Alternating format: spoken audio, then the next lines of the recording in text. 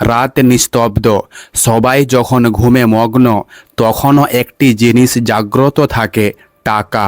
এটি আপনার হৃৎস্পন্দনের মতো প্রতি মুহূর্তে আপনার সাথে চলে।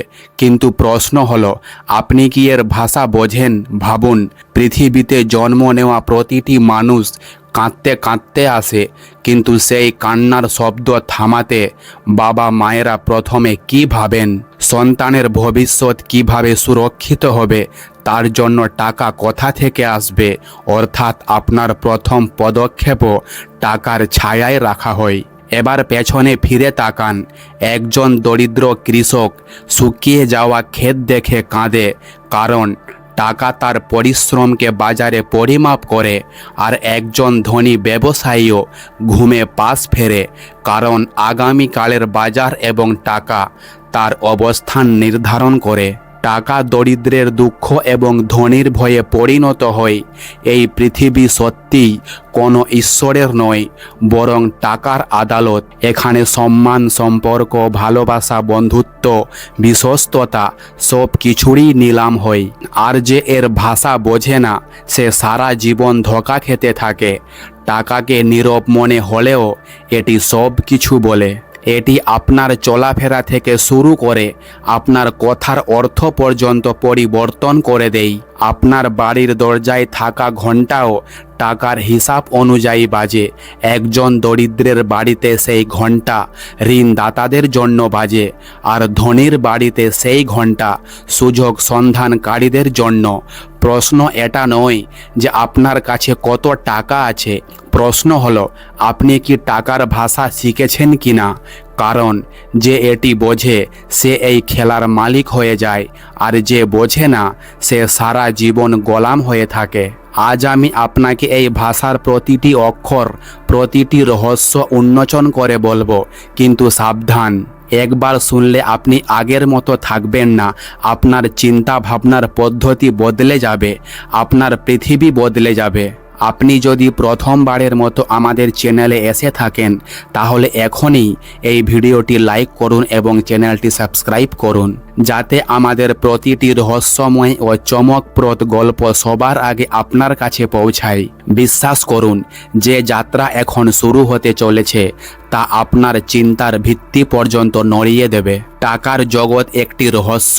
মানুষ ভাবে টাকা কেবল কাগজের টুকরো, ধাতুর মুদ্রা অথবা স্ক্রিনে ঝলমলে কিছু সংখ্যার খেলা। টাকা কেবল মুদ্রা নয়, এটি মানুষের সবচেয়ে পুরনো ধর্ম। এমন একটি ধর্ম যা প্রতিটি মানুষ বিশ্বাস করে, কিন্তু কেউ কোনো বইতে এখনও লিখেনি। শৈশব থেকে বার্ধক্য পর্যন্ত মানুষ প্রতিটি পদক্ষেপে টাকার ভাষার সাথে ধাক্কা খায়। স্কুলের বই বলে শিক্ষা অপরিহার্য, কিন্তু বাস্তবে এই শিক্ষাও টাকার ভাষা বলে। কারণ স্কুলের ফি, বইয়ের দাম এবং কেরিয়ারের স্বপ্ন সব কিছুই এর ওপর নির্ভর করে। দরিদ্র শিশু যতই পরিশ্রম করুক না কেন, যদি ফি দিতে না পারে, তবে সেই শিক্ষা তার কাছ থেকে কেড়ে নেওয়া হয়। অর্থাৎ জ্ঞান পর্যন্ত পৌঁছানোও টাকার দাসত্ব থেকে শুরু হয়। টাকা কখনো সরাসরি কিছু বলে না, কিন্তু এর প্রভাব এতটাই তীব্র যে এটি আপনার চিন্তা ভাবনার পদ্ধতি পর্যন্ত বদলে দেয়। যদি আপনার কাছে টাকা থাকে, তবে সেই একই শব্দ আত্মবিশ্বাস বলে পরিচিত হয়। যদি আপনার কাছে টাকা না থাকে, তবে সেই একই শব্দ অহংকার বলে প্রত্যাখ্যান করা হয়। টাকার ভাষা এতটাই চতুর যে এটি মানুষের পরিচয় বদলে দেয়। আপনি বাজারে কোনো দোকানে গিয়ে যদি বলেন, আমার এই জিনিসটি চাই, সে হেসে বলবে, জি অবশ্যই। কিন্তু যদি সেই মুহূর্তে আপনার পকেট খালি থাকে, তবে সেই হাসি আপনার জন্য অবজ্ঞায় পরিণত হবে। অর্থাৎ দোকানের আচরণ আপনার ব্যক্তিত্ব দিয়ে নয়, আপনার পকেটের ভাষা দিয়ে নির্ধারিত হয়। অর্থাৎ মানুষ মানুষকে পড়ে না, টাকা পড়ে। এমনকি সম্পর্ক এই ভাষা মানে। বিয়ের সম্পর্কে যৌতুক দেখুন, মেয়েটি যতই গুণী হোক না কেন, যদি পরিবারের পকেট খালি থাকে, তবে সমাজের চোখ নিচে নেমে যায়। ছেলেটি যতই যোগ্য হোক না কেন, যদি তার কাছে টাকা না থাকে, তবে সেই সমাজের চোখ বদলে যায়। ভালোবাসার মাধুর্যও টাকার ভাষায় পরিমাপ করা হয়। কাউকে গোলাপ দেওয়ার আগে পকেটে টাকা থাকতে হবে, না হলে ফুলও বোঝা মনে হয়। টাকার সবচেয়ে বড় চালাকি হলো এটি কখনো সরাসরি নিজের নামে সামনে আসে না। এটি সব সময় অন্য কোনো রূপে নিজেকে লুকিয়ে রাখে। কখনো এটি সম্মান বলে পরিচিত হয়, কখনো এটি নিরাপত্তা হয়ে ওঠে, কখনো এটি স্বাধীনতার নাম নেই। কিন্তু বাস্তবে প্রতিটি মুখোশের পেছনে সেই টাকাই দাঁড়িয়ে থাকে। একটু ভাবুন, যদি আপনার কাছে টাকা থাকে তবে সমাজ আপনাকে আদর্শ মনে করে। যদি আপনার কাছে টাকা থাকে তবে লোকেরা আপনার ভুলগুলোকেও অভিজ্ঞতা বলে ক্ষমা করে দেয়। কিন্তু যদি টাকা না থাকে তবে আপনার ভালো গুণগুলোও দুর্বলতা বলে বিবেচিত হয়। অর্থাৎ সমাজের বইতে আসল ভাষা শুধু টাকাই। আপনার বাড়ির দেয়ালও টাকার ভাষা বলে।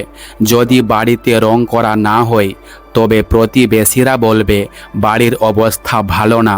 যদি আপনার কাছে নতুন গাড়ি না থাকে তবে লোকেরা বলবে এখনও সফল হয়নি। আর যদি আপনি ব্র্যান্ডেড পোশাক না পরেন তবে লোকেরা বলবে ভাই ব্যক্তিত্বই দুর্বল। অর্থাৎ লোকেরা আপনার হৃদয় পড়ে না, আপনার পকেট পড়ে।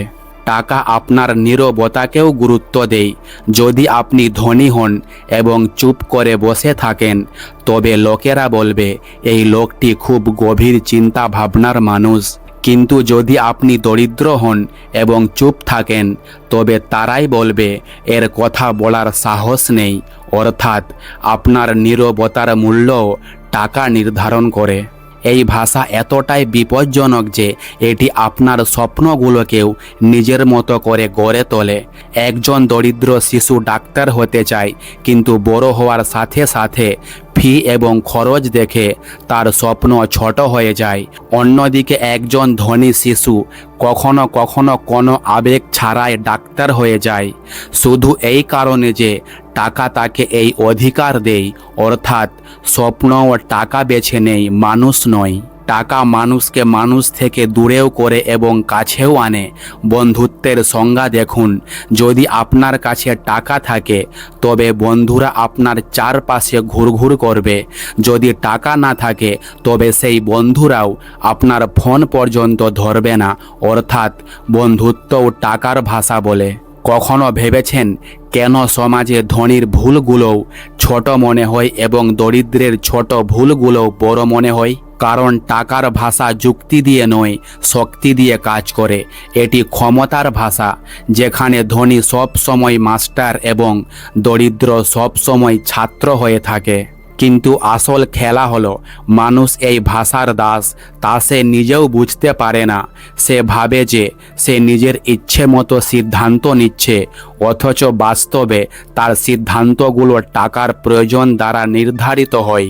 যদি আপনি অনিচ্ছাকৃতভাবে চাকরি করেন তবে এটি আপনার পছন্দ নয়, বরং টাকা আপনাকে বাধ্য করে।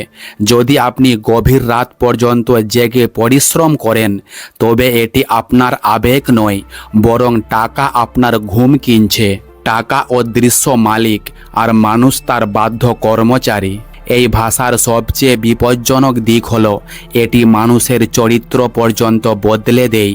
দরিদ্র মানুষ প্রায়শই ভাবে যে সত্যতা এবং পরিশ্রম দিয়ে সব কিছু পাওয়া যাবে, কিন্তু ধনী মানুষ বুঝতে পেরেছে যে সত্যের চেয়ে দর কষাকষি বেশি শক্তিশালী। আর এখান থেকেই মানুষত্ব ধীরে ধীরে শুকিয়ে যেতে শুরু করে। টাকার ভাষা এতটাই পুরনো যে এটি সভ্যতার সাথে জন্ম নিয়েছিল। প্রথমে মানুষ শস্য এবং জিনিসপত্রের বিনিময় করত, কিন্তু যেই মুদ্রার আগমন ঘটল মানুষের আত্মার ওপর তালা লেগে গেল। আগে লেনদেন বিশ্বাসে হতো, এখন লেনদেন কেবল কাগজ এবং মুদ্রায় হয়। অর্থাৎ বিশ্বাসের ভাষা ধীরে ধীরে শেষ হয়ে গেল এবং টাকার ভাষা তার জায়গা দখল করল। টাকা মানুষকে স্বাধীনও দেখায় এবং দাসও বানায়। এটি আপনাকে বড় বড় প্রসাদ দেয়, কিন্তু সেই প্রসাদগুলোতে শান্তি দেয় না। এটি আপনাকে হাজারো সম্পর্ক দেয়, কিন্তু তাদের মধ্যে সত্যতা দেয় না। অর্থাৎ টাকা সব কিছু বলে, শুধুমাত্র সেই ভাষা ছাড়া যা হৃদয়ের গভীরে থাকে।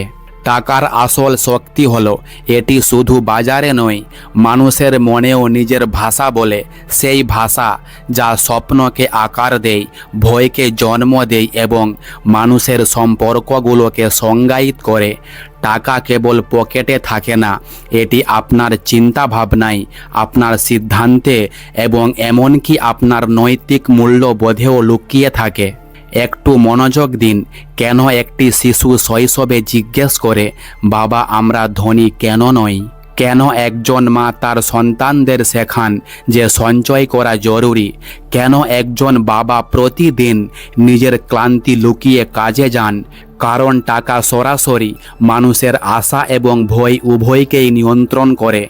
অর্থাৎ এটি কেবল একটি মাধ্যম নয়, বরং এটি মানুষের মানসিকতার ভাস্কর।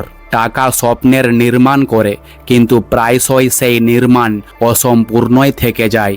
একটি দরিদ্র পরিবারের শিশু স্বপ্ন দেখে যে সে বড় হয়ে সফল মানুষ হবে, বাড়ি কিনবে, গাড়ি চালাবে, কিন্তু বড় হওয়ার সাথে সাথে টাকার অভাব তার কল্পনায় তালা লাগিয়ে দেয়। তার স্বপ্ন ধীরে ধীরে ছোট হয়ে একটি স্থায়ী চাকরিতে সীমাবদ্ধ হয়ে যায়।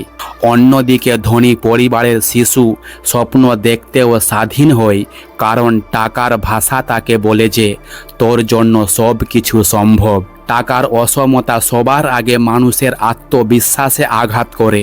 দরিদ্র মানুষ ভিড়ে দাঁড়িয়েও নিজেকে ছোট মনে করে, যদিও তার হৃদয় বড় হয়। আর ধনী মানুষ ভিড়ে দাঁড়িয়েও নিজেকে উঁচু মনে করে, যদিও তার হৃদয় সংকীর্ণ হয়। এই পার্থক্য কেবল টাকার কারণে। অর্থাৎ টাকা শুধু পকেটে নয়, মানুষের আত্মাতেও ভাষা হয়ে ঢুকে পড়েছে।